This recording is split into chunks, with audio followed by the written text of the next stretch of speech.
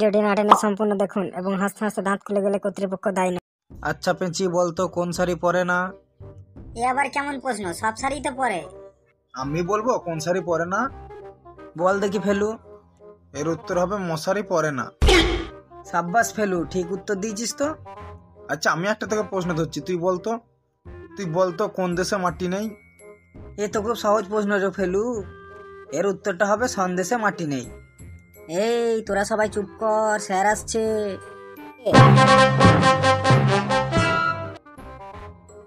Good morning sir. Good morning, good morning. এই তোরা সবাই পরীক্ষার রুটিন পেয়েছিস তো? হ্যাঁ স্যার। তোরা তো দেখছি অঙ্কেতে কেউ ভালো না, এবার তো সবাই ফেল করবি। তাই আমি তোদের অঙ্ক পরীক্ষা হওয়ার আগে কিছু প্রশ্ন ধরবো অঙ্ক সম্বন্ধে, দেখবো তোরা কেমন অঙ্ক পারিস। হ্যাঁ স্যার, ধরুন না। আচ্ছা বলতো তোদের মধ্যে অঙ্ক ভালো কে পারিস? আমি যদি বলি আমি অঙ্ক ভালো পারি তাহলে নিশ্চয়ই স্যার আমাকেই ধরবেন। স্যার ফেলু পারে, ফেলুকে ধরুন। না, ফেলুকে ধরবো না, তুই পারিস না, আমি তোকেই প্রথমে ধরবো। এই রে, এ তো দেখছি উল্টো হয়ে গেল। সবার প্রথমে তুই উঠে দাঁড়া। তুই 5-এর ঘরের নাম তারা বলি শোনা। এই রে, 5-এর ঘরের নামটা আমি তো শুধু 1-এর ঘর অব্দি জানি। কি হলো, তাড়াতাড়ি বল।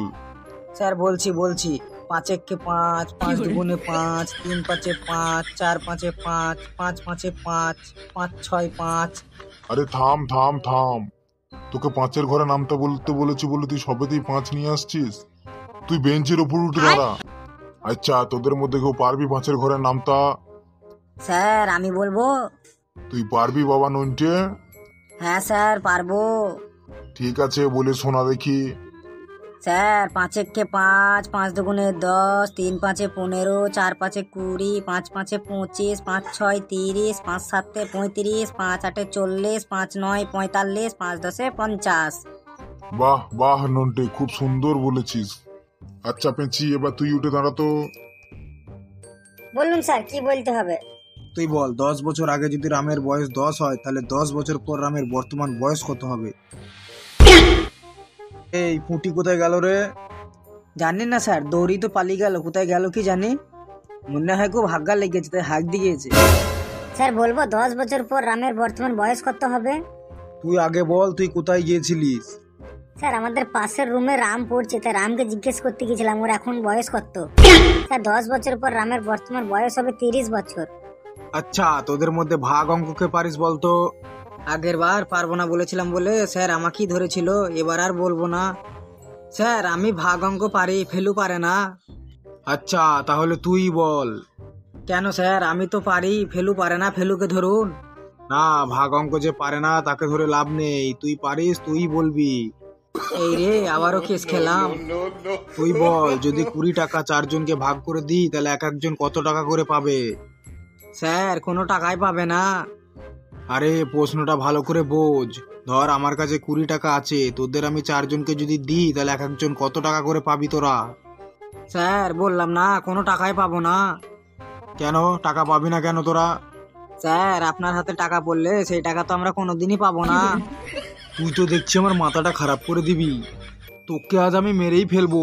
তুই বেঞ্চের উপর এক পায়ে দাঁড়া। এই ফেলু, তুই উঠে দাঁড়া তো। বললুন স্যার, কি প্রশ্নের উত্তর দিতে হবে? তুই বল, 5টা লোক যদি একটা দেওয়াল তৈরি করতে 10 দিন সময় নেয় তাহলে 10টা লোক ওই দেওয়ালটা তৈরি করতে কতদিন সময় নেবে? স্যার কোনো সময়ই নেবে না। কেন সময় নেবে না কেন?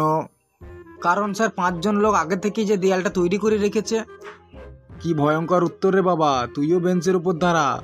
স্যার আমি কি বুঝতে পারি? আমার না পাটা খুব টনটন করছে। তুই বুঝতে পারিস, তবে তোকে একটা প্রশ্নের উত্তর দিতে হবে। হ্যাঁ স্যার বলুন। ধর তুই একটা আম গাছের নিচে বসে আছিস, গাছ থেকে একটা আম পড়লো, তাহলে আমটা উপরের দিকে না গিয়ে নিচের দিকে কেন পড়বে? এ তো খুব সহজ স্যার, আমটা উপরের দিকে যাবে না, কারণ উপরে তো আম খাওয়ার লোক নেই, তাই নিচের দিকেই পড়বে।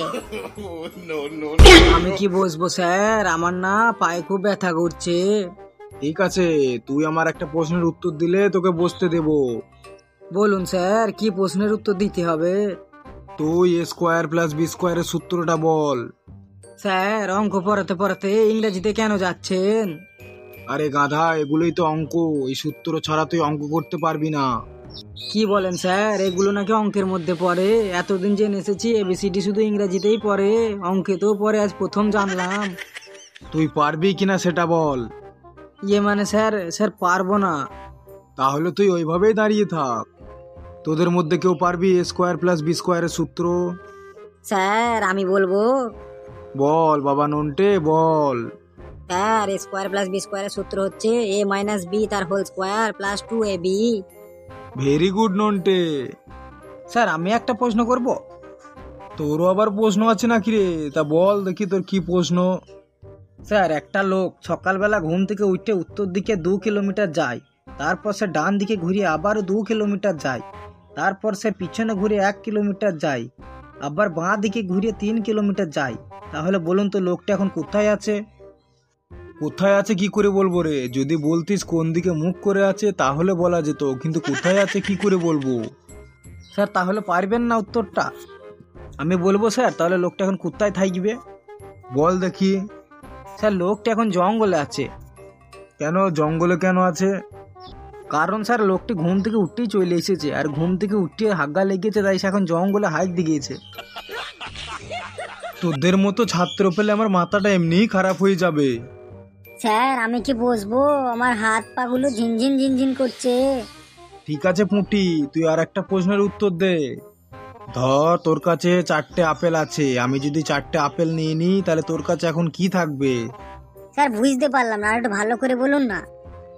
ধর তোর কাছে 4টে আপেল আছে, আমি যদি 4টে আপেলই নিয়ে নিই তাহলে তোর কাছে কি থাকবে? স্যার বুঝতে পারছি নি। আচ্ছা ঠিক আছে, ধর তোর কাছে 4টি রুটি আছে, আমি যদি 4টি রুটি নিয়ে নিই তাহলে তোর কাছে কি থাকবে? স্যার শুধু তরকারি পড়ে থাকবে। এই তোদের মাথা কি গোবর ভরা আছে? আচ্ছা ফেলু, একটা জাতীয় সড়কের নাম বলতো। স্যার জাতীয় সড়কের নাম বলতে হবে? Sir AK-47।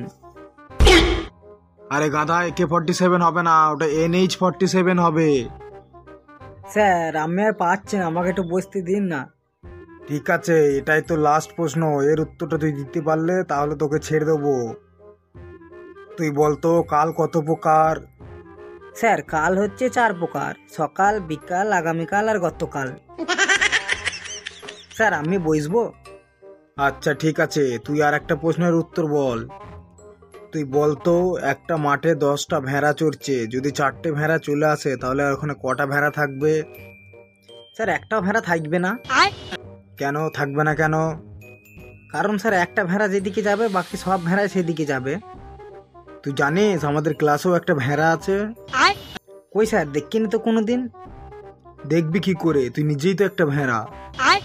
ফেলু রে, স্যার তোকে ভেড়া বললো? ও একা ভেড়া না, ওর সাথে সাথে থেকে থেকে তোরাও ভেড়া হয়ে গেছিস। তোরা থাক, আমি চললাম। ফেলু রে, স্যার আমাদের ভেড়া বলে চলে গেল। আজকে স্যার আমাদের অপমান করেছে, এর পরের দিনকে স্যারকে যা করবো তুই দেখতে থাক শুধু।